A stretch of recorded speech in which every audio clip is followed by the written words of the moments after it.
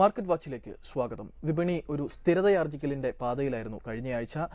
അതിന് മുൻപിലത്തെ ആഴ്ച വന്ന ചെറിയ തകർച്ചകളെല്ലാം അതിജീവിച്ച് വിപണി ഒരു വലിയ മാറ്റങ്ങളില്ലാതെ നിഫ്റ്റിയെ സംബന്ധിച്ച് 5600 അല്ലെങ്കിൽ 5700 അടുക്കുന്നു. ആ ഒരു നിലവാരമാണ് സൂക്ഷിച്ചിരുന്നത്.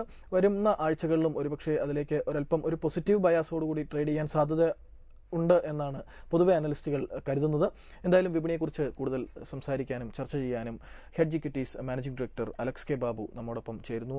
ശ്രീ അലക്സ്, പാർലമെന്റിലേക്കായിരുന്നു കഴിഞ്ഞ ഒരാഴ്ച വിപണി ഉറ്റുനോക്കിയിരുന്നത്. എന്നാൽ വലിയ ബഹളങ്ങളും വലിയ പ്രശ്നങ്ങളും ഇല്ലാതെ ആ ആഴ്ച അങ്ങ് കടന്നുപോയി. ഇനി കൂടുതൽ റിഫോം മെഷേഴ്സിലേക്ക് സർക്കാർ കിടക്കുമോ, അല്ലെങ്കിൽ അങ്ങനെയുള്ള കാര്യങ്ങളാണ് ഇനി ആകാംക്ഷാപൂർവ്വം വിപണി കാത്തിരിക്കുന്നത് എന്ന് തോന്നുന്നു?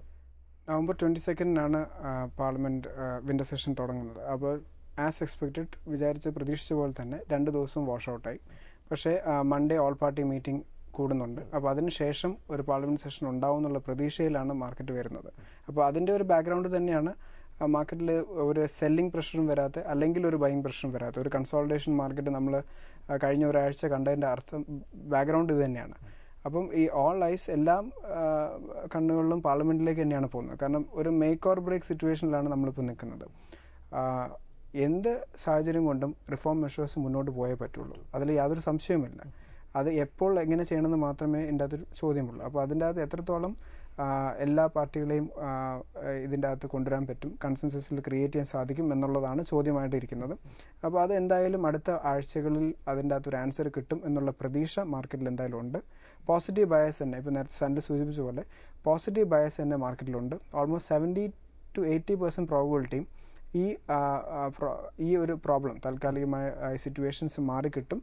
അതിനുശേഷം ഒരു next round of market impulse ഉണ്ടാവും എന്നുള്ളതാണ് പ്രതീക്ഷിക്കുന്നത്. ഇപ്പോൾ കഴിഞ്ഞ ആഴ്ചത്തെ വിപണിയിൽ അന്തർലീനമായി, അല്ലെങ്കിൽ അത് വിപണി പരിഗണിക്കാതിരുന്ന ഒരു പ്രധാനപ്പെട്ട ഘടകമായിട്ട് തോന്നിയ ഒരു കാര്യമാണ്, നമ്മളിപ്പോൾ ഇൻഷുറൻസ് പരിഷ്കാരങ്ങളെ പറ്റി പറഞ്ഞു, റീറ്റെയിൽ FDI ഇൻ റീറ്റെയിലിനെ പറ്റി പറഞ്ഞു.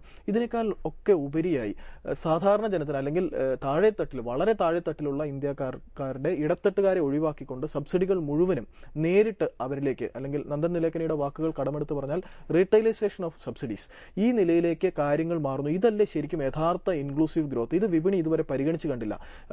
ഇത്തരം കാര്യങ്ങളിൽ വലിയ, അല്ലെങ്കിൽ അഴിമതി നിർമ്മാർജ്ജനം ചെയ്യുന്ന തരത്തിൽ സബ്സിഡി നിങ്ങൾക്ക് ബാങ്കിലൂടെ ലഭിക്കുന്നു. അപ്പോൾ യഥാർത്ഥ ഉപഭോക്താവിന്, ഗുണഭോക്താവിന് ലഭിക്കുന്നു. ഇത്തരം കാര്യങ്ങൾ വരുമ്പോൾ ഒരുപക്ഷെ വിപണി അത് പരിഗണിച്ചാൽ വിപണി വലിയ അളവിൽ മുന്നേറ്റം കുറിക്കേണ്ടതല്ലേ? ഡെഫിനറ്റ്ലി അതൊരു ലോങ് ടേം സ്ട്രാറ്റജിയാണ്. ഫസ്റ്റ് തിങ്, വിപണികൾ ഒരിക്കലും തന്നെ ഒരു ഇൻസെൻറ്റീവ് സ്കീം അല്ലെങ്കിൽ സബ്സിഡി സ്കീമിനോട് എതിറിയില്ല. അതിനെ ആക്സെപ്റ്റ് ചെയ്യില്ല. നമുക്ക് തന്നെ അറിയാം, കഴിഞ്ഞ ഇലക്ഷന് മുമ്പെയുള്ള ബജറ്റിലാണ് MNREG scheme, national rural employment guarantee scheme, തൊഴിലുറപ്പ് പദ്ധതി കൊണ്ടുവന്നത്. അന്ന് വിപണി അതിനെ നെഗറ്റീവായിട്ടാണ് റിയാക്ട് ചെയ്തത്. പക്ഷേ അതിൻ്റെ പൊളിറ്റിക്കൽ ബാക്ക്ഗ്രൗണ്ട് എന്ന് പറയുന്നത് ആ ഒരു ഒറ്റ സ്കീം കൊണ്ടാണ് UPA 2 നിലവിൽ വന്നത്. കാരണം അന്നത്തെ മീഡിയ റിപ്പോർട്ട്സും നമ്മുടെ എല്ലാ പൊളിറ്റിക്കൽ കൺസേൺസും എടുത്ത് നോക്കിക്കഴിഞ്ഞാൽ ഒരിക്കലും ഒരു ഹങ് പാർലമെന്റ് ആയിരുന്നു എല്ലാവരുടെയും വേർഡിക്റ്റ്. പക്ഷെ അതിന് പ്രതീക്ഷിച്ചത് വിപരീതമായിട്ടാണ്. കാരണം അതാണ് ആ റൂറൽ സ്ട്രെങ്ത് എന്ന് പറയുന്നത്, വോട്ടിംഗ് സ്ട്രെങ്ത് എന്ന് പറയുന്നത് അവിടെയാണ്. അപ്പം ആ ഒരു സാഹചര്യം നമ്മൾ ഇപ്പം നോക്കുമ്പോൾ, എനിക്ക് തോന്നുന്നു തിങ്കളാഴ്ച പ്രൈം മിനിസ്റ്റർ തന്നെ ഈ പറയുന്ന ഡിജിറ്റൈസേഷൻ ഓർ റീറ്റെയിലൈസേഷൻ ഓഫ് ഈ സബ്സിഡി എന്ന് പറയുന്നത് അനൗൺസ് ചെയ്യും, സ്ട്രക്ചേർഡ് ആയിട്ട് അനൗൺസ് ചെയ്യും. നന്ദൻ നിലേക്ക് തന്നെയാണ് അതിൻ്റെ ആധാർ കാർഡിൻ്റെ ഇതിൽ നിൽക്കുന്നത്. അപ്പോൾ അതിൻ്റെ സ്ട്രക്ചർ എന്ന് പറഞ്ഞാൽ ഒരു വർഷം 3.2 lakh crore, 3 ലക്ഷം കോടി രൂപയുടെ സബ്സിഡിയാണ് നമ്മുടെ ഗവൺമെൻറ് സ്പെൻഡ് ചെയ്യുന്നത്. പക്ഷേ ഇത് പൂർണ്ണമായിട്ട് ആളുടെ കയ്യിൽ എത്തുന്നുണ്ടോ, കറക്റ്റ് ആൾക്കാർക്കാണോ എത്തുന്നത് എന്ന് പറയുന്ന പല ചോദ്യങ്ങൾ ഇതിൻ്റെ മുന്നേ ഉണ്ടായിട്ടുണ്ട്. അത് കണ്ടിന്യൂസ് ഉണ്ടായിക്കൊണ്ടിരിക്കും. അതിൻ്റെ ഒരു ആൻസറാണ് നമുക്കിത് സംഭവിക്കാൻ പോകുന്നത്. അപ്പോൾ ഡെഫിനറ്റ്ലി ആദ്യം പറഞ്ഞ പോയിന്റ്, ഫിനാൻഷ്യൽ ഇൻക്ലൂഷൻ എന്ന് പറഞ്ഞാൽ ഇതിൽ ത്രൂ മാത്രമേ സംഭവിക്കുള്ളൂ. അത് വളരെ പോസിറ്റീവാണ്. സെക്കൻഡ് തിങ്, പൊളിറ്റിക്കൽ രീതിയിലും അത് വളരെ പോസിറ്റീവാണ്. കാരണം ഇത് വരാൻ പോകുന്ന ക്യാഷ് ട്രാൻസ്ഫറാണ് വരുന്നത്. അപ്പോൾ ഒരാൾക്ക് ഏകദേശം 10 കോടി ഹൗസ് ഹോൾഡ്സിലേക്കാണ് ഇത് ചെല്ലുന്നത്. 10 കോടി ഹൗസ് ഹോൾഡ്സിലേക്ക് 32,000 രൂപയാണ് ഒരു വർഷത്തെ അവരുടെ ക്യാഷ് ട്രാൻസ്ഫറായിട്ട് കിട്ടാൻ പോകുന്നത്. നമ്മുടെ ആവറേജ് ഇപ്പോഴത്തെ ഇൻകം എന്ന് നോക്കിക്കഴിഞ്ഞാൽ 10,000-11,000 രൂപയാണ് ഒരു വർഷത്തെ. കാരണം $2 പെർ പേഴ്സൺ എന്നുള്ള രീതിയിലാണ് ഇതിൻ്റെ കാൽക്കുലേഷൻ വന്നിരിക്കുന്നത്. അപ്പോൾ പോവർട്ടി സ്ട്രെങ്ത് അങ്ങോട്ട് മാറുന്ന ഒരു സിറ്റുവേഷനിലേക്ക് കാണും. അപ്പോൾ ഡെഫിനറ്റ്ലി ഈ സ്കാംസും ഇത് എത്രയൊക്കെ ഫോളോ ഔട്ട്സ് ഉണ്ട്, ആർക്കൊക്കെ കറക്റ്റായിട്ട് എത്തുന്നില്ല എന്ന് പറഞ്ഞ് ഒഴിവാക്കാൻ സാധിക്കുന്നു. അതൊരു ബെറ്റർ എക്കണോമിക്സ് ആയിട്ട് മാറും.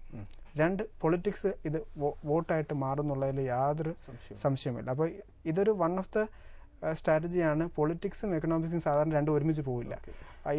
ഈ സ്ട്രാറ്റജി പക്ഷേ പൊളിറ്റിക്സും എക്കണോമിക്സും ഒരുമിച്ച് പോകുന്ന ഒരു സ്ട്രാറ്റജി ആദ്യമായിട്ടാണ് നമ്മൾ കാണുന്നത്. എനിക്ക് തോന്നുന്നു ഇത് വർക്കൗട്ട് ചെയ്യും, വിപണിയും ഇത് മനസ്സിലാക്കും. കാരണം ഈ സബ്സിഡീനെ കുറയ്ക്കുക എന്ന് പറയുന്നത് നടക്കുന്ന കാര്യമല്ല. കാരണം ഇന്നത്തെ ഡെവലപ്പിംഗ് എക്കണോമിക് സ്റ്റേജിൽ സബ്സിഡി ഉണ്ടായേ പറ്റുള്ളൂ, അത് നടന്നേ പറ്റുള്ളൂ.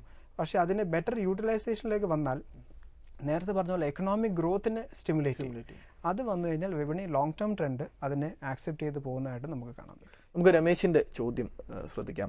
അദ്ദേഹം ക്രോംപ്ടൺ ഗ്രീവ്സ് ഏകദേശം 130 ലെവലുകളിൽ വാങ്ങിയിട്ടുണ്ട്. ഇനി അത് ഈ ലെവലുകളിൽ ആവറേജ് ചെയ്യണോ? ഇപ്പോൾ ഏകദേശം 115 രൂപയാണ്. ആ ലെവലുകളിൽ ആവറേജ് ചെയ്യണോ എന്നാണ് ചോദ്യം. എനിക്ക് തോന്നുന്നു ഇലക്ട്രിക്കൽ ഗുഡ്സ് മാനുഫാക്ചറിംഗ് മേഖലയിൽ തുടർച്ചയായ ഒരു മോശം പെർഫോമൻസ് ആണ് ഈ കമ്പനിക്ക്. ഹാവൽസും വിഗാർഡും ഒക്കെ മുന്നേറുമ്പോൾ ഈ ഓഹരി അല്ലെങ്കിൽ ഈ കമ്പനി ഒരല്പം താഴേക്ക് വരുന്ന പോലെ തോന്നുന്നു. As A company fundamentally strong തന്നെയാണ്. എന്താണ് ഇപ്പം കഴിഞ്ഞ ഒരു കൊല്ലമായിട്ട്, ഇൻഫാക്ട് ഒരു കൊല്ലമായിട്ട് അവരെ ബാധിച്ച മെയിൻ പ്രോബ്ലം എന്ന് പറഞ്ഞാൽ, ഒന്നാമത് നമുക്ക് ഹാവൽസിനെയും വിഗാർഡിനെയും പ്യൂർലി കമ്പയർ ചെയ്യാൻ നമുക്ക് ക്രോംപ്ടണിക്ക് സാധിക്കില്ല. കാരണം ഇവർ കുറെ കൂടെ ആ പവർ ഇൻഫ്രാസ്ട്രക്ചർ എന്ന് പറയുന്ന മേഖലയിൽ വരും. അപ്പം ഇൻഫ്രാസ്ട്രക്ചർ എല്ലായിടത്തും തന്നെ ഒരു സ്ലംപിന് വന്നപ്പോൾ അത് ഇവരെ തന്നെ എഫക്ട് ചെയ്തു. അത് ഒരു റീസൺ, അതാണ് ഫണ്ടമെന്റൽ ഒരു റീസൺ. പിന്നെ വന്നത് ഫോറിൻ കറൻസി കൺവേർട്ടബിൾ ബോണ്ടാണ്. കാരണം അവരുടെ ലെവറേജ് ബാലൻസ് ഷീറ്റിൻ്റെ അകത്ത് ഫോറിൻ കറൻസി ലോൺസ് ആണ് ഒരുപാട് എടുത്തിരുന്നത്. അത് അവരുടെ ബാലൻസ് ഷീറ്റിനെ ഒരുപാട് ഹേർട്ട് ചെയ്തിട്ടുണ്ട്. കാരണം 45-46 തോതിൽ എടുത്തിരുന്ന ലോൺസ് അത് ഇന്ന് 55-56 ലെവലിൽ റീപേ ചെയ്യുമ്പോൾ നിയർലി ഇൻട്രസ്റ്റ് കോസ്റ്റ് എന്ന് പറയുന്നത് ഒരു 25-30% ഇൻട്രസ്റ്റ് കോസ്റ്റിൽ വരും. കാരണം ഇൻക്ലൂഡിങ് ഫോറക്സ് ലോസും കൂടെ നോക്കും. വലിയ കടമാണ്. അപ്പോൾ ആ ഒരു സിറ്റുവേഷനാണ് ഇതിൻ്റെ അകത്ത് ഓവർകം ചെയ്യേണ്ടത്. പക്ഷേ ഡെഫിനറ്റ്ലി ഇത് ഓവർകം ചെയ്യാനുള്ള സ്കിൽ ആ കമ്പനിക്കുണ്ട്. അതാണ് നമുക്കിപ്പോൾ ഒരിക്കലും ഫണ്ടമെന്റൽ വാല്യൂഷനിൽ നോക്കണമെങ്കിൽ കുറച്ച് പ്രയാസമാണ് ഇന്നത്തെ സാഹചര്യത്തിൽ ഗേജ് ചെയ്യാൻ. കാരണം ഇപ്പോൾ ഓൾറെഡി വാല്യൂഡ് ആണ്. ഇദ്ദേഹം വാങ്ങിച്ചിരിക്കുന്ന സ്റ്റോക്ക് 130 എന്ന് പറഞ്ഞാൽ it is not a significantly higher വാല്യൂയിൽ എടുത്താന്ന് ഒരിക്കലും പറയാൻ പറ്റില്ല. അപ്പോൾ നമുക്ക് ടെക്നിക്കൽ രീതിയിൽ ഇതിനെ കൺസിഡർ ചെയ്യാം. കാരണം ഷോർട്ട് ടേം മൂവ്മെന്റ്സ് ആണല്ലോ നമ്മൾ. ഷോർട്ട് ടേം നോക്കുമ്പോൾ അദ്ദേഹം ആവറേജ് ചെയ്യാൻ ശ്രമിക്കുമ്പോൾ ഐ തിങ്ക് ഇപ്പോൾ 115 ലെവൽസിലാണ്. 109 ഒരു ഇന്റർമീഡിയറ്റ് സപ്പോർട്ട് ഉണ്ട്. 104 there is A strong support. So I think somewhere between 105-110 ഇടയിൽ മേ ബി ഒരു ആവറേജിങ് കൊടുക്കാവുന്നതാണ്. ഡെഫിനറ്റ്ലി അതിൻ്റെ റെസിസ്റ്റൻസ് സോൺ എന്ന് പറയുന്നത് 124-125 ലെവലിലാണ്. അപ്പം മേ ബി ആ ഒരു പോയിന്റിൽ എൻട്രി കിട്ടിയാൽ 105-110 റേഞ്ചിൽ എൻട്രി ചെയ്താൽ 125 ലെവലിൽ ഒന്ന് ട്രേഡബിൾ എക്സിറ്റും നമുക്ക് കൺസിഡർ. തീർച്ചയായിട്ടും ഈ ഇത്തരം മികച്ച ഓഹരികളിൽ, കടം കുറഞ്ഞ ഓഹരികളിൽ ഒരു ബൈ ഓൺ ഡിപ്പ് സ്ട്രാറ്റജി അത് തുടർച്ചയായി എല്ലാ മാസവും പറ്റുമെങ്കിൽ പണത്തിന്റെ ലഭ്യത അനുസരിച്ച് അത് തുടർച്ചയായി ചെയ്യുക. കടമില്ലാത്ത കടരഹിതമായ കമ്പനികളിൽ. തിരിച്ചു വരാം ഇടവേളയ്ക്ക് ശേഷം. മാർക്കറ്റ് വാച്ച് തുടരുന്നു. അലക്സ്, നമുക്കറിയാം മുന്നോട്ട് നോക്കുമ്പോഴത്തേക്കും സ്വർണത്തിന്റെ വില വലിയ ഫാൻസി ഉണ്ടാക്കിയ ഒരു മേഖലയാണ്, പ്രത്യേകിച്ചും മലയാളികളെ സംബന്ധിച്ചിടത്തോളം. സ്വർണ്ണവില ഇപ്പോൾ ഗ്രാമിന് 3000 രൂപ അല്ലെങ്കിൽ പവന് 24,000 രൂപ കടന്നും മുന്നേറും എന്നുള്ള രീതിയിലാണ് ഒരു സൈഡിലുള്ള ടോക്ക് പോകുന്നത്. അതിന് പല കാരണങ്ങളുണ്ടാവാം. റുപ്പി ഇടിയുന്നു, അല്ലെങ്കിൽ SPDR ലോകത്തിലെ ഏറ്റവും വലിയ ഗോൾഡ് ഫണ്ടിൽ പോൾസൺ ആൻഡ് കമ്പനി വലിയ അളവിൽ സ്വർണം വാങ്ങുന്നു. ഇങ്ങനെ പല പല പല കാരണങ്ങളുണ്ടാകും. പക്ഷേ ഒരു ലേമാൻ പോയിന്റ് ഓഫ് വ്യൂവിൽ ഒരു ചെറിയ സംശയം, ചൈനയോ അല്ലെങ്കിൽ സ്വീഡൻ പോലെയുള്ള രാജ്യങ്ങൾ നമുക്കറിയാം വലിയ അളവിൽ സ്വർണം ടൺ കണക്കിന് വാങ്ങി വെച്ചിട്ടുണ്ട്. ഇവരാരെങ്കിലും ഒരു ദിവസം ഓപ്പൺ മാർക്കറ്റിലേക്ക് ഈ സ്വർണം വലിയ അളവിൽ വിറ്റാൽ ഈ വില ഒരുപക്ഷെ ഒരു പവന് 20,000-ഓ 18,000-ഓ 17,000-ഓ ലെവലുകളിലേക്ക് താഴേണ്ടതല്ലേ? കാരണം ക്രൂഡ് പോലെ ഇത് ആവിയായോ അല്ലെങ്കിൽ ഇത് നഷ്ടപ്പെടും. ഇത് ലോകത്തിന്റെ എവിടെയൊക്കെയോ ഈ സ്വർണ്ണം ഇരിപ്പുണ്ട്, ഇത് നഷ്ടപ്പെടുന്നില്ല. ഇപ്പം പെട്രോൾ അടിച്ചു കഴിഞ്ഞാൽ അത് നമുക്കത് തീരുകയാണ്, വീണ്ടും റീഫ്യൂൽ ചെയ്യണം. അതുപോലത്തെ ഒരു പ്രശ്നം ഇതിൻ്റെ അകത്തില്ല. അപ്പോൾ ആ ഒരു സാഹചര്യത്തിൽ ഈ വില മാത്രമല്ല ഒരു വല്ലാത്ത ഒരു ബുള്ളിഷ് സോണിലാണ് ഇത് നിൽക്കുന്നത്. എങ്ങനെ കാണുന്നു? ഡെഫിനറ്റ്ലി ആദ്യം മനസ്സിലാക്കണം, ഇപ്പോൾ ക്രൂഡ് എന്ന് പറഞ്ഞാൽ തന്നെ അതിനൊരു പ്രൊഡക്ടിവിറ്റി യൂസ് ഉണ്ട്. സ്വർണത്തിന് ഒരിക്കലും ഒരു പ്രൊഡക്ടിവിറ്റി ലിങ്ക് ഇല്ല. അപ്പോൾ ഒരിക്കലും നമുക്ക് അതിനെ പ്രൊഡക്ടിവിറ്റി വെച്ചിട്ട് ലിങ്ക് ചെയ്യാനേ സാധിക്കില്ല. ഇന്നത്തെ സാഹചര്യം ഹിസ്റ്റോറിക്കലി സ്വർണം എന്തുകൊണ്ടാണ് ഏറ്റവും ഒരു ഇൻവെസ്റ്റർ അപ്പിറ്റൈറ്റ് ഉണ്ടായിരുന്നതെന്നുള്ള, ഇൻവെസ്റ്റിന് ഏറ്റവും കൂടുതൽ സാഹചര്യം പോസിറ്റീവ് സെൻറ്റിമെൻറ്റ്സ് ഉള്ളതെന്ന് പറഞ്ഞാൽ അതിൻ്റെ കാരണം എല്ലാ തിരിച്ചടി നേരിടുന്ന സാഹചര്യത്തിലും ഈ ഒരു മെറ്റലാണ് എപ്പോഴും സേവ് ചെയ്തിട്ടുള്ളത്. അപ്പോൾ അത് തന്നെയാണ് ഈ കഴിഞ്ഞ 4 കൊല്ലമായിട്ട് നമ്മൾ കണ്ടുകൊണ്ടിരിക്കുന്നത്. ഇത് എവിടെ നിന്നാണ് ഈ റൈഡ് വന്നതെന്നും കൂടെ നമ്മൾ ആലോചിച്ച് നോക്കണം. 2007-8 വെൻ സ്റ്റാർട്ടഡ് മാർക്കറ്റും അല്ലെങ്കിൽ എക്കണോമി അക്രോസ് ദ വേൾഡ് താഴേക്ക് വരാൻ തുടങ്ങുമ്പോഴാണ് ഇത് പെർഫോം ചെയ്യാൻ തുടങ്ങുന്നത്. അപ്പം ഇതിൻ്റെ ചോദ്യം വളരെ സിമ്പിളാണ്. ഇപ്പം സനിൽ പറഞ്ഞതിനോട് ഞാൻ ഒന്നും കൂടെ റിവൈസ് ചെയ്ത് പറയാം. എക്കണോമി ബൂമും സ്വർണ്ണവും ഒരുമിച്ച് പോകില്ല. അത് ഒരുമിച്ച് ക്ലിയർ ആയിട്ട് മനസ്സിലായത്. അപ്പോൾ എക്കണോമി ഡൗൺ ആയിട്ട് ഇരിക്കുമ്പോഴാണ് സ്വർണ്ണം മുകളിലോട്ട് പോകുക. അപ്പോൾ എക്കണോമി എപ്പം റിവൈവ് ചെയ്യുന്നു സ്വർണ്ണം താഴേക്ക് പോകും. അത് സിമ്പിൾ ആസ് ദാറ്റ്, സിമ്പിൾ എക്സാമ്പിളാണ്. അപ്പോൾ അത് സംഭവിക്കുമ്പോൾ ഓട്ടോമാറ്റിക്കലി എല്ലാവരും സെല്ലേഴ്സ് ആവും. അപ്പം ഇപ്പം ഏറ്റവും വലിയ ബയേഴ്സ് എന്ന് പറഞ്ഞാൽ ഗവൺമെൻറ്റ്സ് ആണ്. അതാണ് ഇൻക്ലൂഡിങ് ഇന്ത്യയാണ് 2010 ഏറ്റവും വലിയൊരു ബൈ നടത്തുന്നത്. കുറയ്ക്കാനുള്ള സാധനം, കാരണം നമ്മുടെ ബാലൻസ് ഷീറ്റ്സ് അത്രയും ഇതായതുകൊണ്ട് കുറച്ച് കുറയ്ക്കാൻ ശ്രമിക്കുന്നുണ്ട്. അപ്പം എല്ലാ ഗവൺമെൻറ്റ്സും അത് വാങ്ങിച്ചു. 2 ലോജിക്കാണ്. കാരണം US ഡോളർ എന്നുള്ള ഡിപ്പെൻഡൻസി കുറയ്ക്കാൻ വേണ്ടി. പക്ഷേ ഇത് ഷിഫ്റ്റ് ചെയ്യാന്ന് പറഞ്ഞാൽ തിരിയാം. ഇപ്പം വേൾഡ് എക്കണോമി മുകളിലേക്ക് പോകുമ്പോൾ ഇത് തിരിയും. അപ്പം ഇന്നിപ്പോൾ സ്വർണ്ണത്തിൻ്റെ രീതിയിൽ നമ്മൾ നോക്കുകയാണെങ്കിൽ നമ്മൾ റുപ്പി ടേംസിൽ നോക്കുമ്പോഴാണ് ഇത് കഴിഞ്ഞ വർഷത്തിനെ അപേക്ഷിച്ച് ഒരു 12% ഗെയിനിൽ നിൽക്കുന്നു. കാരണം റുപ്പി ഡിപ്രിഷിയേറ്റ് ചെയ്യുന്ന അടിസ്ഥാനത്തിൽ. അതേസമയം ഇൻ്റർനാഷണൽ ടേംസിൽ നോക്കി $1750 ഇന്ന്. ഏറ്റവും ഹൈ പോയ $1920. പിന്നെ അതിനുശേഷം ഒരു 10 to 12% കറക്റ്റിംഗ് ആണ് ചെയ്തിരിക്കുന്നത്. പക്ഷേ റുപ്പി ടേംസിൽ അത് ഇമ്പ്രൂവ് ആണ് ചെയ്തത്. കാരണം റുപ്പി 20% റുപ്പി ഡിപ്രിഷിയേറ്റ് ചെയ്ത് പോയത് കൊണ്ടാണ് നമുക്ക് ഈ ഗെയിൻ കിട്ടിയിരിക്കുന്നത്. അപ്പം ഇന്നത്തെ മാർക്കറ്റ് സിറ്റുവേഷൻ തന്നെ, എക്കണോമി തന്നെ എങ്ങോട്ട് പോകണമെന്ന് അറിയാണ്ട് നിൽക്കുകയാണ്. ബുള്ളിഷ് ആണോ ബെയറിഷ് ആണോ എന്നറിയില്ല. അപ്പോൾ അതുകൊണ്ട് സ്വർണവും അതേ പൊസിഷൻ നിൽക്കുന്നു. മേ ബി $1650 ഓൺ ഡോളർ ലെവലിൽ $1650 അനൗൺസ് ഓൺ എ സപ്പോർട്ടും ഒരു 1800 ഓൺ എ റെസിസ്റ്റൻസിലുമാണ് ഇപ്പോൾ ഈ ട്രേഡിംഗ് റേഞ്ച്. കഴിഞ്ഞ ഏകദേശം ഒരു 8 മാസമായിട്ട് ഈ ട്രേഡിംഗ് റേഞ്ചിലാണ്. അപ്പം ഈ റേഞ്ച് തന്നെ ഹോൾഡ് ചെയ്യും. ഇതിന്റെ മേക്ക് ഓർ ബ്രേക്ക് വരണമെങ്കിൽ അഗൈൻ എക്കണോമി ആയിട്ട് എന്തായാലും വേൾഡ് എക്കണോമി ഒരു റിവൈവ് ചെയ്യും എന്ന് തന്നെ നമുക്ക് പ്രതീക്ഷിക്കാം. മറ്റൊരു പ്രധാനപ്പെട്ട കാര്യം, റിസർവ് ബാങ്ക് ഗവർണർ കഴിഞ്ഞ ഈയിടെ കൊച്ചിയിൽ വന്നപ്പോൾ സുബ്രാവ് അദ്ദേഹത്തോട് മാധ്യമപ്രവർത്തകർ ചോദിച്ചിരുന്നു. ഇൻഫ്ലേഷൻ, അദ്ദേഹം എപ്പോഴും ഇൻഫ്ലേഷനെ മുറുകെ പിടിക്കുന്ന ആളാണല്ലോ. അപ്പോൾ അവരുടെ ടെക്നിക്കൽ കമ്മിറ്റിയിൽ തന്നെ 5 പേരോളം എതിർത്തെങ്കിലും മൊത്തം 6 പേരുള്ളതിൽ 6ാമത്തെ ആളായി RBI ഗവർണർ തന്നെ അതിന് അഗൻസ്റ്റ് ആയിട്ട് ഈ പലിശ കുറയ്ക്കണം എന്നുള്ള അഭിപ്രായം മറ്റുള്ളവർ ഉയർത്തിയപ്പോഴും ഇദ്ദേഹം ഒരു സ്റ്റൗഞ്ച് ഫിലോസോഫർ ഫോർ എഗൻസ്റ്റ് ഇൻഫ്ലേഷൻ, അതിന് ആ ഒരു രീതിയിലായിരുന്നു അദ്ദേഹം കണ്ടത്. അങ്ങനെ നോക്കുമ്പോൾ ഡിസംബർ 18 മിഡ് ക്വാർട്ടർ റിവ്യൂവിൽ ഒരു പക്ഷേ ഈ ഒരു അദ്ദേഹത്തിൻ്റെ ഒരു ബോഡി ലാംഗ്വേജും അല്ലെങ്കിൽ പറഞ്ഞതിൽ നിന്നും മനസ്സിലാക്കാൻ കഴിയുന്നത് ഒരു പക്ഷേ ഒരു 25 ബേസിസ് പോയിന്റിൻ്റെ കട്ട് റീപ്പോ റേറ്റിൽ വന്നേക്കും എന്നുള്ള ഒരു സൂചന തോന്നി. അങ്ങനെയെങ്കിൽ ഇപ്പോൾ നമ്മൾ ബാങ്കുകളുടെ കാര്യം എടുത്തു നോക്കിയാൽ ബാങ്കുകളുടെ കിട്ടാക്കടം അല്ലെങ്കിൽ നിഷ്ക്രിയ ആസ്തി എന്ന് പറയുന്നത് ഏകദേശം 1.5 ലക്ഷം കോടിയാണ് ഇന്ത്യൻ ബാങ്കുകളുടേത്. ഇത് നോക്കുമ്പോൾ ഇപ്പോൾ ബാങ്കുകൾ ഇപ്പോൾ ഒരു വശത്ത് പലിശ നിരക്ക് കുറച്ചേക്കും എന്നുള്ള പ്രതീക്ഷ, മറുവശത്ത് ഇത്രയും വലിയ അതിഭീമമായ കിട്ടാക്കടം, ബാങ്ക് നിഫ്റ്റി, പിന്നെ പ്രധാനപ്പെട്ട ബാങ്ക് ഓഹരികൾ ആക്സിസ് ബാങ്ക് അല്ലെങ്കിൽ നമ്മുടെ സൗത്ത് ഇന്ത്യൻ ബാങ്ക് മുതലായവ, എങ്ങനെയായിരിക്കും ഇതിൻ്റെ പെർഫോമൻസ്? ഫോർ ഷുവർ ഒരു കാര്യം വളരെ ക്ലിയർ ആണ്. Clear demarcation of private sector ബാങ്കും പബ്ലിക് സെക്ടർ ബാങ്ക്സും ഇപ്പോൾ സംഭവിച്ചുകൊണ്ടിരിക്കുകയാണ്. കഴിഞ്ഞ ഒരു പ്രീ ക്രൈസിസ് പീരീഡിൽ എല്ലാവരും പറഞ്ഞുകൊണ്ടിരുന്ന പബ്ലിക് സെക്ടർ ബാങ്ക്സിന് യാതൊരു പ്രോബ്ലമില്ല. പക്ഷേ ഇന്നിപ്പോൾ എല്ലാം അൺഎർത്ത് ചെയ്തു, പുറത്തേക്ക് വന്ന് കാണുമ്പോഴെന്താണ് എങ്ങനെയാണ് ഈ ലോൺസ് കൊടുത്തിരുന്നതെന്നുള്ള മെത്തഡോളജി നമ്മൾ കണ്ടു. അതാണ് ഈ 1.5 ലക്ഷം കോടി. ഈ 1.5 ലക്ഷം കോടിനെ നമ്മൾ ഡയസെക്ട് ചെയ്ത് നോക്കിക്കഴിഞ്ഞാൽ 80% പബ്ലിക് സെക്ടർ, 80-90% പബ്ലിക് സെക്ടർ ബാങ്ക്സിൻ്റെ NPA ആയിട്ടാണ് കിടക്കുന്നത്. അപ്പോൾ പ്രൈവറ്റ് സെക്ടർ ബാങ്ക്സിൽ എന്തുകൊണ്ട് സംഭവിക്കുന്നു പറഞ്ഞാൽ അവർക്ക് സെൽഫ് ചെക്ക് ചെയ്തേ പറ്റുള്ളൂ. കാരണം അവർക്ക് ബെയിൽ ഔട്ട് എന്ന് പറഞ്ഞ സാധനം അവരുടെ മനസ്സിലെടുക്കാൻ പറ്റില്ല. പബ്ലിക് സെക്ടർ ബാങ്ക്സിൽ ഗവൺമെൻറ് വന്ന് ഏതെങ്കിലും ഒരു പോയിന്റിൽ വന്ന് ബെയിൽ ഔട്ട് ചെയ്യുന്നുള്ള ഒരു നോഷൻ അവിടെ കിടക്കുന്നതുകൊണ്ടാണ് ഇപ്പോൾ പല കമ്പനികൾക്കും ഡെഫിനറ്റ്ലി ഇൻഫ്രാസ്ട്രക്ചർ എന്ന് പറയുന്നത് ചിലപ്പോൾ ഗവൺമെൻറ്റിൻ്റെ ഒരു പ്ലേ തന്നെയാണെന്ന് നമുക്ക് വിചാരിക്കാം. ഗവൺമെൻറ്റിൻ്റെ ഒരു ഇൻഫ്രാസ്ട്രക്ചർ തീമാണെന്ന് വിചാരിക്കാം.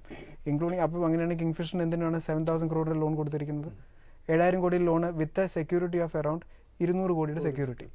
അപ്പോൾ അങ്ങനെ ഒരു ലോജിക്കൊക്കെ എന്തിനെ സംഭവിക്കുന്നു എന്നുള്ളത് നമുക്ക് ചോദ്യചിഹ്നമായിട്ട് മാറുകയാണ്. ഒരിക്കലും ഒരു പ്രൈവറ്റ് സെക്ടർ ബാങ്കിന് അതില്ല, അത് ഹോൾഡ് ഇല്ല. കാരണം അവർക്ക് അവരുടേതായ സെൽഫ് ചെക്ക് ചെയ്തേ പറ്റുള്ളൂ.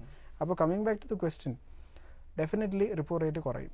ഡിസംബർ 18 റിവ്യൂ അല്ലെങ്കിൽ January, not more than that. അതിന് മുകളിൽ നിൽക്കാൻ സാധിക്കില്ല. കാരണം Chidambaram is also very hard. Chidambaram വളരെ വ്യക്തമാക്കി കഴിഞ്ഞിട്ടുണ്ട് ചെയ്യണം എന്നുള്ളത്. അപ്പോൾ അത് സംഭവിക്കുന്നുള്ളത് യാതൊരു സംശയമില്ല. അപ്പോൾ പലിശ നിരക്കുകൾ കുറയും. അതിൻ്റെ ബെനിഫിറ്റ് വരാൻ പോകുന്നത് എനിക്ക് തോന്നുന്നു പബ്ലിക് സെക്ടർ ബാങ്ക്സിനെക്കാട്ടി കൂടുതൽ പ്രൈവറ്റ് സെക്ടർ ബാങ്ക്സിനായിരിക്കും. അങ്ങനെയാണ് അതിൽ നിന്ന് പ്രിഫർ ചെയ്യുന്നത് ഏതെല്ലാം? Definitely first private sector banks always. ഇപ്പോൾ ഒരു കംപ്ലീറ്റ് ഒരു ചേഞ്ച് ഓവർ വന്നിരിക്കുന്ന ICICI ബാങ്ക്. കാരണം ഒരു കംപ്ലീറ്റ് മേക്ക് ഓവറാണ് കഴിഞ്ഞ 3 കൊല്ലം കൊണ്ട് സംഭവിച്ചത്. കംപ്ലീറ്റ് ഒരു മേക്ക് ഓവറാണ്. എസ്പെഷ്യലി ചന്ദ കൊച്ചാർ ലീഡ് ചെയ്തതിന് ശേഷം ഒരു complete shift private sector bank ICICI ബാങ്കിൽ വന്നിട്ടുണ്ട്. ഇപ്പോൾ തന്നെ ഓൾറെഡി മാർക്കറ്റ് അതിൽ കുറച്ച് ഒരു പരിധി വരെ പ്രൈസിങ് ചെയ്തു. കാരണം അതാണ് 1,050-1,200 ലെവലിലേക്ക് പോകുന്നത്. അതേ വന്നു. പക്ഷേ അത് still there is A positive. കാരണം വീണ്ടും ഒരു ബ്ലൂ ചിപ്പ് കമ്പനിയായിട്ട്, ബ്ലൂ ചിപ്പ് ബാങ്കായിട്ട് അത് മാറുന്ന സിറ്റുവേഷൻ കണ്ടു. കാരണം ഇപ്പോൾ പ്രൈസ് ടു ഏർണിങ്സ് നോക്കിക്കഴിഞ്ഞാൽ അറൌണ്ട് 10 times മൾട്ടിപ്പിൾ ആണ്. അതേസമയം HDFC bank 25 times forward multiple ആണ് വർക്ക് ചെയ്യുന്നത്. ICICI ബാങ്ക് ആണെങ്കിൽ 10 to 12 times മൾട്ടിപ്പിൾ ആണ്. പണ്ട് ICICI ബാങ്ക് എടുത്തുകൊണ്ടിരുന്ന പ്രീമിയം ഇപ്പോൾ HDFC ബാങ്കിനാണ്. അപ്പം ICICI ബാങ്ക് മേ ബി ആ പ്രീമിയം തിരിച്ച് ക്യാച്ചപ്പ് ചെയ്യാൻ ശ്രമിക്കും എന്നുള്ള പ്രതീക്ഷ. മറ്റ് 3 ബാങ്കുകൾ കേരളത്തിൽ നിന്നുള്ള ധനലക്ഷ്മി ബാങ്ക്, ഫെഡറൽ ബാങ്ക്, അതുപോലെ തന്നെ south Indian bank. Of the 3 ബാങ്കിൻ്റെ അകത്ത് federal bank is the best. ഇതിൻ്റെ അകത്ത് നമുക്ക് എല്ലാ രീതിയിലും ബിസിനസ് ആംഗിളിലെല്ലാം തന്നെ ഫെഡറൽ ബാങ്കിൻ്റെ പൊസിഷനിങ് വളരെ പോസിറ്റീവായിട്ട് നമുക്ക് കാണാൻ പറ്റും. പക്ഷേ നമുക്കറിയാം 23 രൂപ 22 ലെവലായതുകൊണ്ട് സൗത്ത് ഇന്ത്യൻ ബാങ്കിൽ വലിയ രീതിയിൽ കേരളത്തിൽ നിന്നും അക്കുമുലേഷൻ നടന്നിട്ടുണ്ട്. അപ്പോൾ I was coming to that. കാരണം ഫെഡറൽ ബാങ്കിൽ ഉണ്ടെങ്കിൽ തന്നെ ഫെഡറൽ ബാങ്കിൻ്റെ വാല്യുവേഷൻ കുറച്ച് ടാഡ് ഹയർ ആണ്. അപ്പം 475 എന്ന് പറയുന്നതാണ് അതിൻ്റെ ഫെയർ വാല്യൂ. അപ്പോൾ നമ്മൾ നിയർ ടു ദാറ്റ് ഫെയർ വാല്യൂയിലേക്കാണ് നമ്മൾ ബാക്കിയുള്ള ബാങ്കിങ് ഇൻഡെക്സ് വെച്ചിട്ടാണ് പറയുന്ന ഫെയർ വാല്യൂ ഡിറ്റർമിൻ ചെയ്യുന്നത്. അവരുടെ 475 രൂപ എന്ന് പറയുന്നത് ഒരു ഫെയർ വാല്യൂ ആയിട്ട് വന്നു കഴിഞ്ഞാൽ ഇന്നിപ്പോൾ ട്രേഡ് ചെയ്യുന്ന closer to the fair value ആണ്. അപ്പോൾ ഒരു ഡിസ്കൗണ്ട് ഫെയർ വാല്യൂ ആയിട്ട് കൺസിഡർ ചെയ്യാൻ പറ്റില്ല.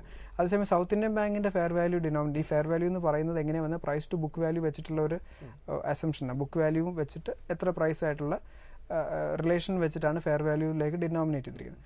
അപ്പോൾ അത് സൗത്ത് ഇന്ത്യൻ ബാങ്കിൻ്റെ ഫെയർ വാല്യൂ സംവെയർ അറൗണ്ട് 27 രൂപ വരും.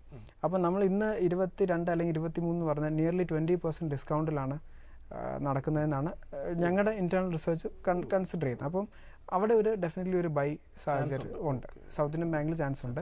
അതേസമയം ഫെഡറൽ ബാങ്കിൽ ഡിസ്കൗണ്ടഡ് ആണ്, മോർ ഓർ ലെസ് ഡിസ്കൗണ്ട്. പക്ഷേ ഒരിക്കലും ഒരു കാവിയേറ്റ് പറഞ്ഞുണ്ട്. കാരണം ഫെയർ വാല്യൂ എന്ന് പറയുന്നതിനനുസരിച്ചിട്ട് ഒരിക്കലും അതൊരു തിയററ്റിക്കൽ വാല്യൂ ആണ്. ഒരിക്കലും മാർക്കറ്റ് ഫെയർ വാല്യൂയിൽ ട്രേഡ് ചെയ്യില്ല. അങ്ങനെയാണെങ്കിൽ മാർക്കറ്റ് വെക്കേണ്ട ആവശ്യമില്ല. മാർക്കറ്റ് ഫെയർ വാല്യൂയിൽ ഒന്നി ഡിസ്കൗണ്ടോ അല്ലെങ്കിൽ പ്രീമിയത്തിലോ ട്രേഡ് ചെയ്യുള്ളൂ. ഒടുവിൽ ധനലക്ഷ്മി ബാങ്ക് പ്രശ്നങ്ങളെല്ലാം തീർന്നു. എനിക്ക് തോന്നുന്നു worst is over for sure. എന്തായാലും ആ പ്രശ്നങ്ങളെ നേരിടാൻ തുടങ്ങിയപ്പോൾ തൊട്ട് വേഴ്സ്റ്റ് ഇസ് ഓവർ എന്നുള്ളതാണ്. കാരണം മറ്റേ നേരിടാണ്ട് വേറെന്തൊക്കെയോ പുറമേ കാര്യങ്ങൾ പറഞ്ഞു. ഒരു 3 രൂപ ഉയർന്നാണ് ക്ലോസിംഗ്. അതെ, നമ്മൾ നോക്കിയാൽ മതി. ലോവർ പോയിന്റ് ഫ്രം 40 ഇന്ന് നമ്മൾ നോക്കുമ്പോൾ ധനലക്ഷ്മി ബാങ്കിൽ ഒരുപാട് പ്രശ്നങ്ങളാണ് കാണുന്നു. പക്ഷെ മാർക്കറ്റ് എന്താണ് പറയുന്നത്? പ്രശ്നങ്ങൾ മാറിക്കൊണ്ടിരിക്കുക എന്നാണ് മാർക്കറ്റ് പറയുന്നത്. കാരണം ഏറ്റവും വലിയ പ്രശ്നങ്ങൾ വന്നപ്പോൾ 40 രൂപ ഉണ്ടായിരുന്നപ്പോൾ അന്ന് മാർക്കറ്റ് ഒന്നും അറിഞ്ഞില്ലല്ലോ എന്താണ് ധനലക്ഷ്മി ബാങ്കിന്റെ പ്രോബ്ലം എന്ന്. ഇന്നിപ്പോൾ എല്ലാവരും അറിയുമ്പോൾ ധനലക്ഷ്മി ബാങ്കിന് എന്തൊക്കെ പ്രോബ്ലം ഉണ്ടെന്ന് അറിയുമ്പോൾ മാർക്കറ്റ് അതിനെ മുകളിലേക്ക് ഡിസ്കൗണ്ട് ചെയ്ത് തുടങ്ങി. അപ്പം വേഴ്സ്റ്റ് ഇസ് ഓവർ എന്നുള്ളത് വളരെ എവിഡൻ്റ് ആണ്, അതിൻ്റെ അകത്ത് ഉറപ്പാണ്. പക്ഷേ ഫെയർ വാല്യൂ ഡിനോമിനേഷൻ എത്താനുള്ള ടൈം ആയിട്ടില്ല. കാരണം അത് ഇനിയും കുറെ കൂടെ ക്ലാരിറ്റി എത്തണം. തിരികെ വരാം ഇടവേളയ്ക്ക് ശേഷം. മാർക്കറ്റ് വാച്ച് തുടരുന്നു. ഒരു ഫൈനൽ വേർഡ് എന്താണ് ശരിക്കും ആസ് എ ഹോൾ മാർക്കറ്റ് പ്രത്യേകിച്ചും പല അനിശ്ചിതത്വങ്ങൾ നിൽക്കുന്നു. എങ്കിലും പൊതുവേ നവംബർ അല്ലെങ്കിൽ ഡിസംബർ ലോക വിപണികൾക്കെല്ലാം അനുകൂലമായ അത്ര ഒരു ക്രൂവലസ്റ്റ് മന്തായിട്ടൊന്നും ആരും കാണുന്നില്ല. എങ്ങനെ വരാനാണ് സാധ്യത? എനിക്ക് തോന്നുന്നു മാർക്കറ്റ് കാണിക്കുന്ന പോലെ തന്നെ ഒരു വെയിറ്റ് ആൻഡ് വാച്ച് അപ്രോച്ച് മോഡാണ് എല്ലാ ഇൻവെസ്റ്റേഴ്സും എടുക്കേണ്ടത്. ഒരു തിരക്ക് പിടിച്ചുള്ള ഒരു തീരുമാനങ്ങളിലേക്ക് എടുക്കേണ്ട ആവശ്യമില്ല. ഒന്ന് ഒരു ഇയർ എൻഡ് ക്ലോസിംഗിലേക്ക് വരുന്നു. കാരണം നമ്മുടെ മാർക്കറ്റിൽ മാത്രമാണ് മാർച്ച് ക്ലോസിംഗ്. മിക്ക ഇൻ്റർനാഷണൽ മാർക്കറ്റ്സിലും ഇൻഫ്ലുവൻസിങ് ഇൻ്റർനാഷണൽ മാർക്കറ്റ്സിലും ഡിസംബർ ക്ലോസിംഗ് ആണ്. അപ്പം ഒരുപാട് പേര് അതിനനുസരിച്ച് പ്രോഫിറ്റ് ബുക്കിങ്ങും കാര്യങ്ങളൊക്കെ ഉണ്ടാകുന്ന സമയമാണ്. അപ്പോൾ അതുകൊണ്ട് ഒരു വെയിറ്റ് ആൻഡ് വാച്ച് മോഡ്. പിന്നെ നമ്മൾ പൊളിറ്റിക്കൽ സിനാരിയോ നോക്കിയാലും ഒരു വെയിറ്റ് ആൻഡ് വാച്ച് മോഡലാണ് എടുക്കേണ്ടത്. പക്ഷേ ഡയറക്ഷൻ ക്ലാരിറ്റി പെട്ടെന്ന് തന്നെ വരും എന്നുള്ളത് ഉറപ്പാണ്. പക്ഷേ അതുകൊണ്ട് അത് കണ്ടിട്ട് വെറുതെ മിണ്ടാണ്ടിരിക്കരുത്. ആ സമയം അതിനെ ഉപയോഗിക്കാൻ ശ്രമിച്ചു. അങ്ങനെ ഉപയോഗിക്കാൻ ശ്രമിക്കുകയാണെങ്കിൽ ഒരു ഓഹരി, പ്രത്യേകിച്ചും അതൊരു ഷോർട്ട് ടൈം അല്ല ഉദ്ദേശിക്കുന്നത്, ഒരു 1-2 വർഷത്തേക്ക് വാങ്ങാനായി അല്ലെങ്കിൽ ഇപ്പോൾ വില താഴ്ന്നു കിടക്കുന്ന ഒരു ഓഹരി പറയാനുണ്ടോ? ആബ്സല്യൂട്ട്ലി ചീപ്പല്ല. പക്ഷേ എങ്കിൽ തന്നെ നമ്മൾ നേരത്തെ ഡിസ്കസ് ചെയ്ത ICICI ബാങ്കാണ് ഞാൻ പ്രിഫർ ചെയ്യുക. കാരണം ഏത് എക്കണോമിക് റൂമിലും ഫസ്റ്റ് ആദ്യം ലീഡ് ചെയ്യാൻ പോകുന്നത് ബാങ്കിങ് സെക്ടറാണ്. അപ്പോൾ ആ ബാങ്കിങ്ങിൽ ഏറ്റവും പോസിറ്റീവ് ടെറിട്ടറിയിൽ നിൽക്കുന്ന ICICI ബാങ്കാണ്. ടു ബി ഓണസ്റ്റ് ഡിസ്കൗണ്ടഡ് അത് 900 ലെവൽസിൽ 950 ലെവൽസിൽ കിട്ടുകയാണ് ഏറ്റവും ബെസ്റ്റ്. പക്ഷേ ഇപ്പം ഒരു 10% പ്രീമിയമിലാണ്. എങ്കിൽ തന്നെ നിക്ഷേപ യോഗ്യമല്ല എന്നല്ല പറയുന്നത്. കാരണം ഇതിൻ്റെ ടാർഗറ്റ് എന്ന് പറയുന്ന ഒരു 1 or 2 ഇയറിൽ target is around 1200 for 1 year, 1400 for next year. അപ്പോൾ 2014 ടാർഗറ്റ് ഇസ് അറൌണ്ട് 1400. അപ്പം സ്ലോ അക്യുമുലേഷൻ പറയുന്ന ഒരു യാഥാസ്ഥിക മനോഭാവമാണ്. ഒരുപക്ഷെ അതിനേക്കാളും വലിയ പോകാമായിരിക്കാം. പക്ഷെ ഞാൻ നേരത്തെ പറഞ്ഞല്ലോ ഫെയർ വാല്യൂ എന്നുള്ള ടേംസിൽ. അപ്പം buy on dip strategy adopt ചെയ്യാൻ പറ്റുന്ന ഒരു സ്റ്റോക്ക് ICICI ബാങ്ക് ആണുള്ളത്. നന്ദി അലക്സ് കെ ബാബു.